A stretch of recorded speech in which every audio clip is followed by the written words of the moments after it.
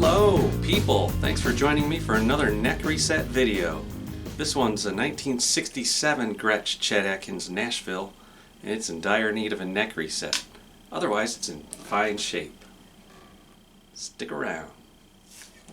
Really unbelievable condition that this one is in.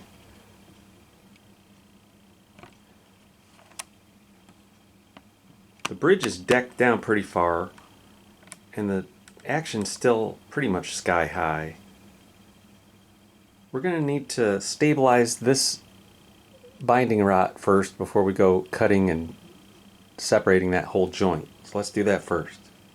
Okay, the first thing I'm going to do is drop in some fill and finish thin mixed with a little bit of dioxane and acetone. So it's a real thin mix.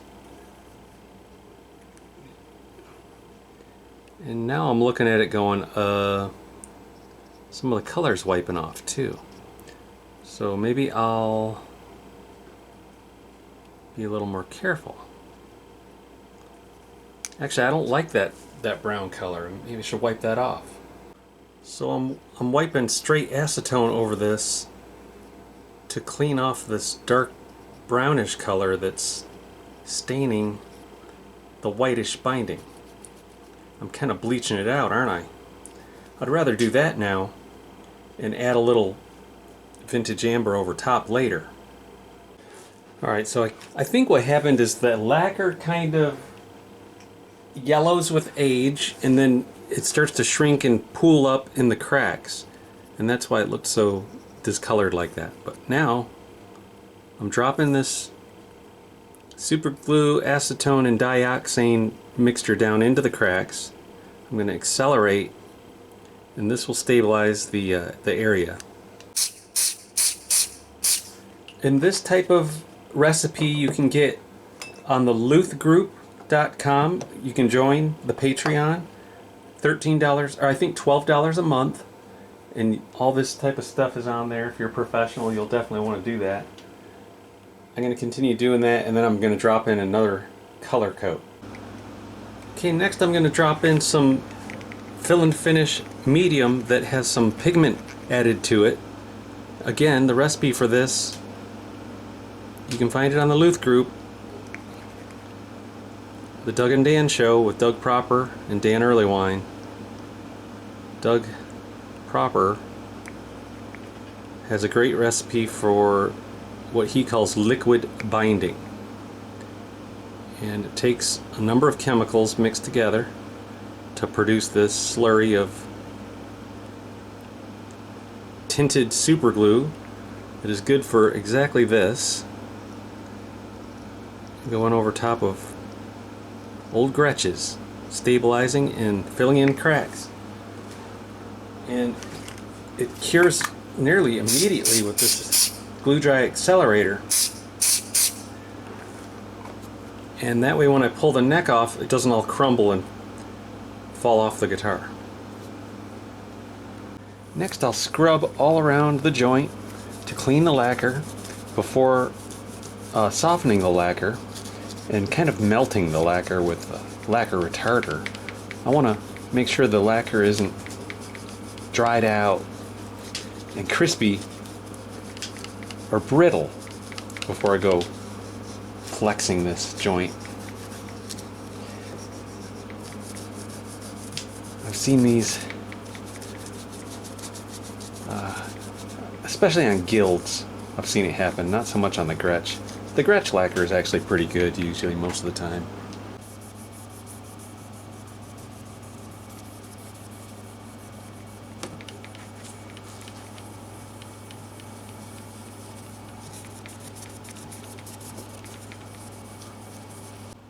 And that left us with an action at the 12th fret of 6/64, which is 2.4 millimeters. Now when I get the neck to have a little relief in it, that's going to make things worse. And the bridge is all the way decked to as low as it can go.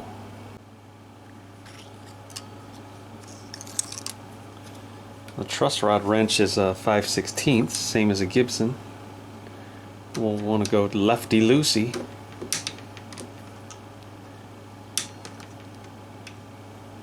Look at that nice maple veneer headstock. It's pretty sweet. Okay, there's the neck relief we were looking for. No more rocky. No rocky rolly. How much relief exactly? 6/1000 of an inch. Well, hold on. This says it's still in a back bow. But I don't think, maybe at the 7th fret's a little high. I don't know. Let's see if about the 8th fret. 3/1000. Dead flat. Maybe there's a little kick up here at the, or a little fall away I'm detecting up here. Okay, yes, I see.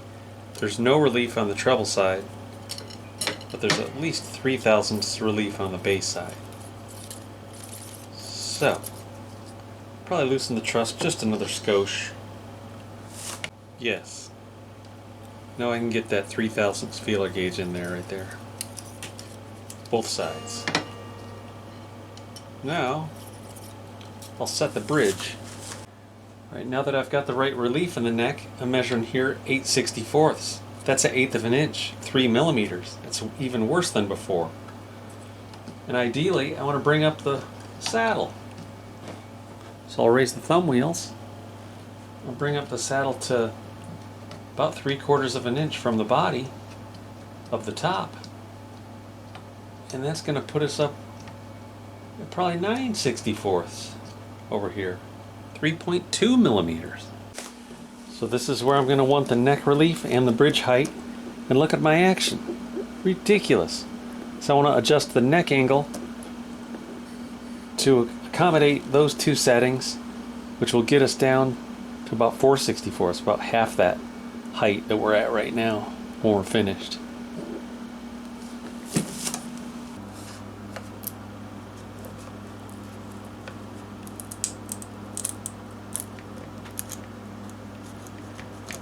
Well, that baby's glued on there. Holy cow. Whoa. Okay.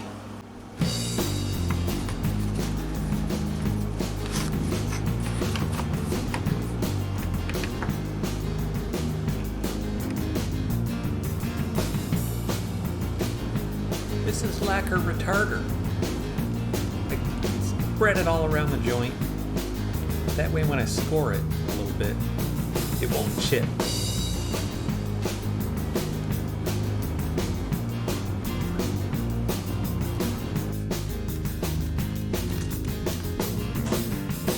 Put all the hardware in the cabinet. Grab me some paper towel.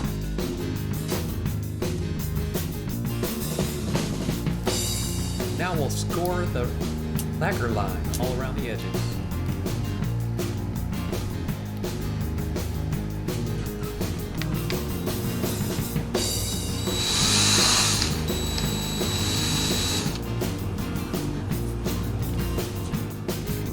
This is a heat stick.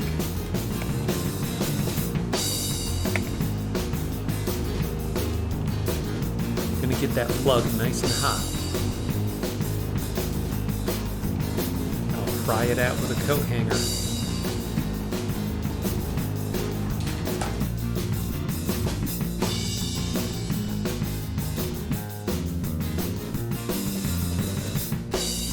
I'll repair the center of the plug prior to reinstalling it later.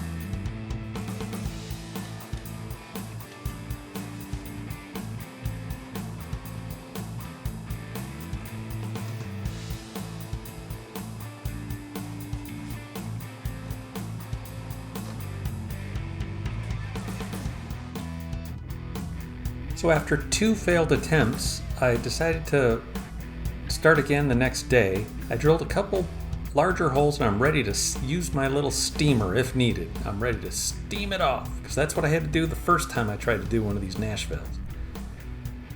But luckily for me, I only had to leave the heaters in for 8 minutes and I could feel that it was getting really super hot. Pulled them out after 8 minutes and threw them back over here into the StewMac guitar repair vise.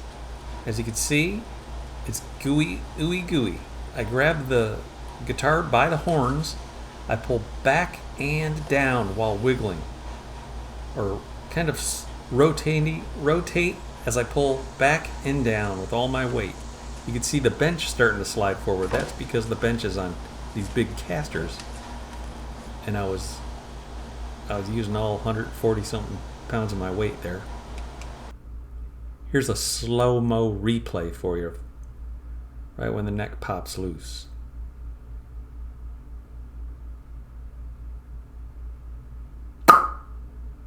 Pop goes the weasel. That was a very good pull. That's how it's done, my friends.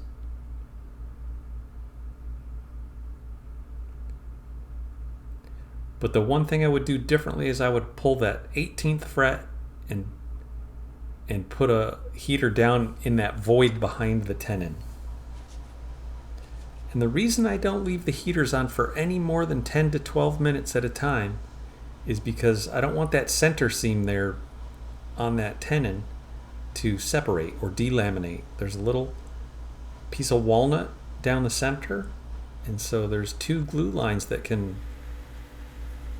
separate if you're not careful or if you leave the heat on for too long. And this is glue used at the the Gretsch factory in the 60s.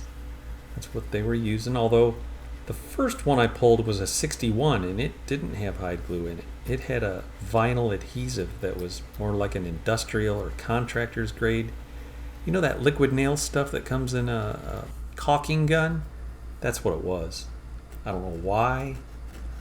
The management over there must have said, if you ever run into a problem, use this adhesive over here. It'll never come off. So we're cleaning up the tenon with a razor file. I just like the razor file's blunt end just in case I go a little too far and I hit the paint. It doesn't have a pointy edge like a rasp.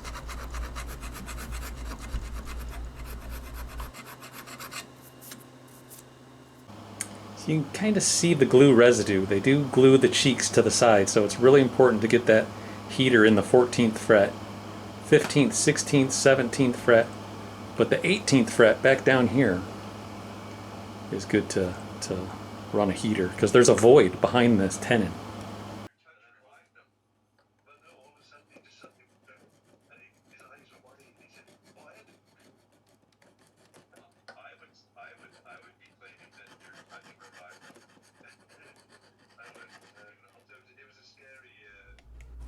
Now I'm back down in the garage. I'm gonna fire up the air compressor. I do this often with maple necks, not so much with mahogany necks that are set necks. But this is a mini right angle random orbit or dual action pneumatic sander. And it takes off a good amount of material with very little effort. You can dial back the PSI to like 40, 50 pounds to get a little lighter scrub, but I don't know, it's just definitely on maple because maple's just so hard to carve with a chisel. I like this way for sure.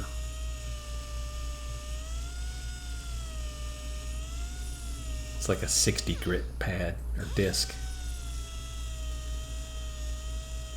Once I get down my tape line, I'll remove the tape and I'll pull the sandpaper to try to marry up the neck to the body.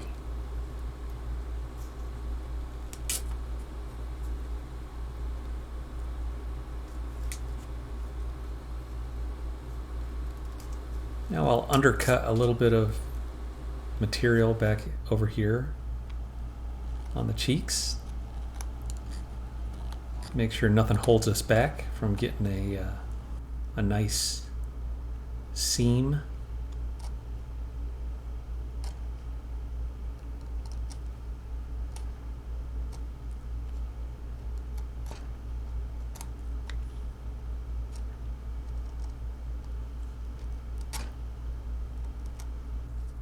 It wasn't fitting so great on that side, so I used a little sandpaper on a stick. Alright, I've reshaped the heel area, or the cheeks, they call it, and then the tenon, took a little material off here. Now there's a shim that's going to go on this side, but it's over on the mortise. So over here on the mortise, I'll drop in the little shim, and I'll glue it in as we set it. This is here because when I push my clamp down here, I don't want it to tip the neck forward and pull the heel away. So that's what the craft stick is there. All right, let's glue her up. Now before I set the neck at its new angle, I want to plug this hole because the geometry has changed and the screw hole might be at the wrong angle now. So I'll just use a little dowel with a little bit of Tight Bond Original. I got a couple grooves in this dowel to hold the glue, and we'll tap it in.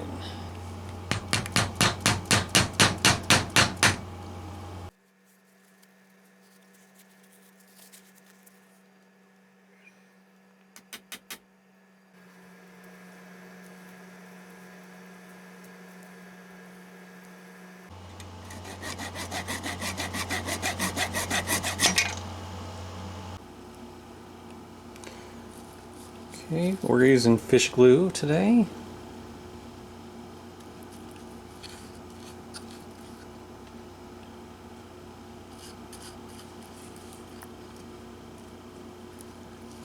Because it has a long open time. And this is going to take me a minute. I got a bunch of clamps for various reasons. I got a bunch of clamps I'm going to put on the neck just to weigh it down as it cures. And it's going to cure in the upright position. Put my little shim in place.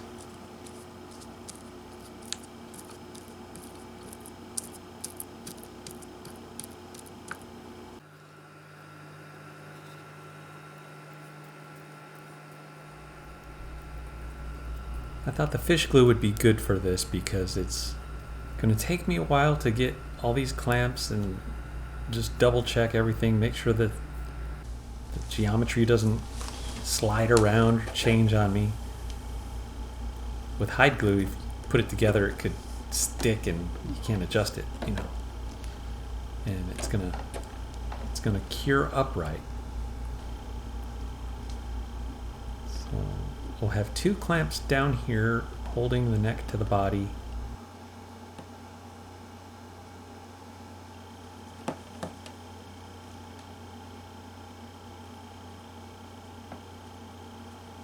Now the other clamps I'm going to put up here, and they're just going to weigh the neck down a little bit.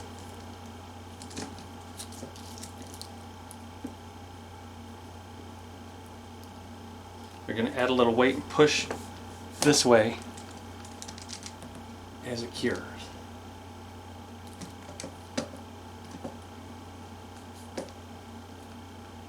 Just here for weight.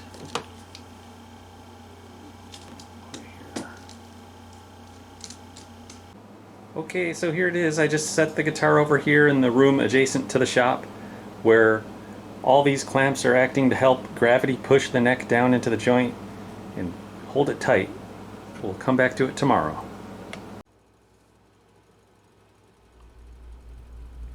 So I've prepared this 140-degree Fahrenheit pot of water with OBG. That's old brown glue. Yep. HGR likes OBG with glee.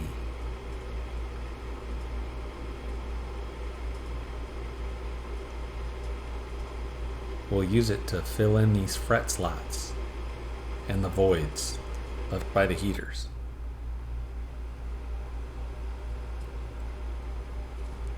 Cleans up with warm water. Just like so. I'm going to reinstall the old frets. They're rather low. They're under 25 thousandths of an inch.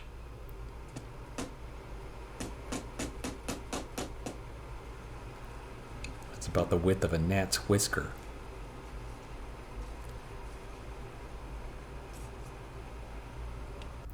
But that's what it be. Maybe a good guitar for jazz playing. Maybe a little rockabilly.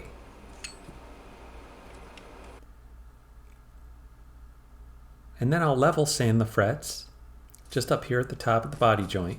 It just took a little light leveling with sandpaper on a beam. And now I recrowned a little bit with the 3-corner file, my usual. Not pictured here, but I'll work my way up through the sandpapers to homogenize the crowns. I'll use the 3M Maroon Scotch-Brite pad over the frets and the wood. That will homogenize the old wood with the new freshly sanded wood. I had to do a little sanding and repair. Remember there was a hole that I drilled through the in between two of the frets for one of those heat sticks. I start with 220, work my way up to 2000. And all the grits between. This is a diamond snap file without the snap handle. It comes with a magnetic handle. After 2000 grit, I use a 4/0 steel wool with a little bit of Dynaglide on it.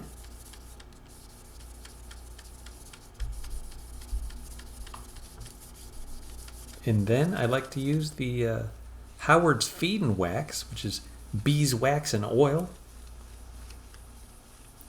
There you can see that little patch that I did, that little, in between the, what was it, the 17th and 18th fret, there was a tiny little hole that I drilled. I filled it in with CA glue and rosewood dust. Next we'll reinstall the hardware. I think before I'm done, I might even put a shim underneath the bridge pickup. Because when I did the sound check demo and played with it, I thought, this bridge pickup sounds a little weak, little wimpy. Like it could use a little more bottom end. I want to get it closer to the strings. Then a few little finish touch-ups I still got to do, but I'll do that over the next week or so as I see if that neck pulls back into the relief that I want to have the neck in. It's a little too straight right now, and I'll show you why.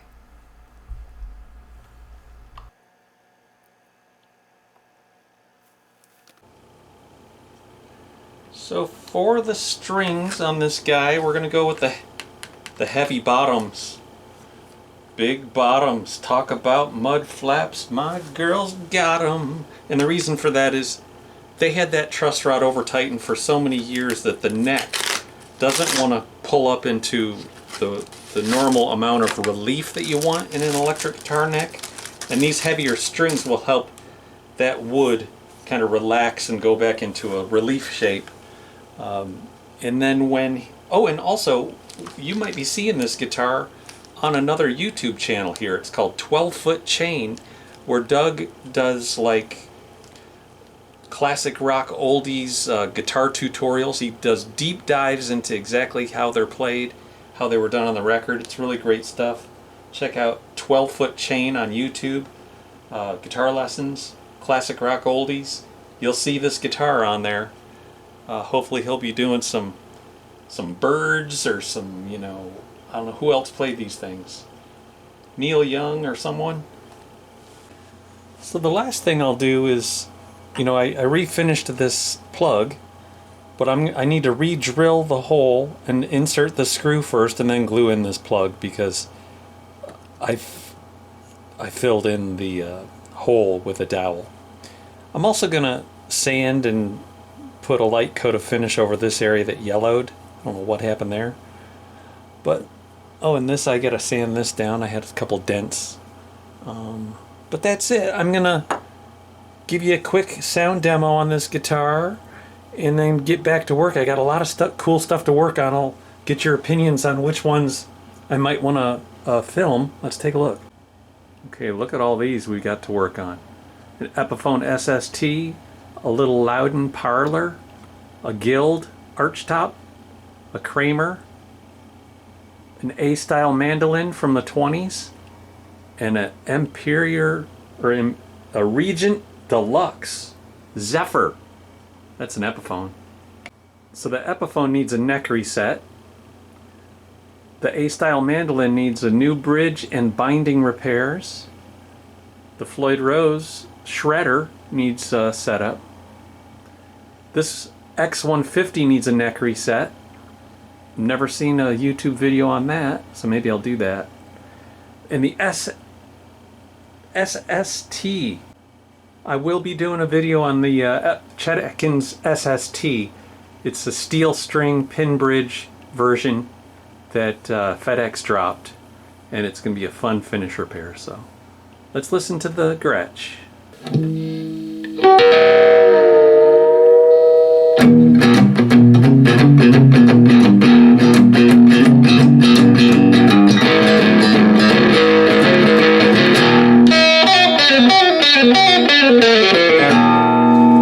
Thanks again for tuning in, guys. As always, I appreciate you.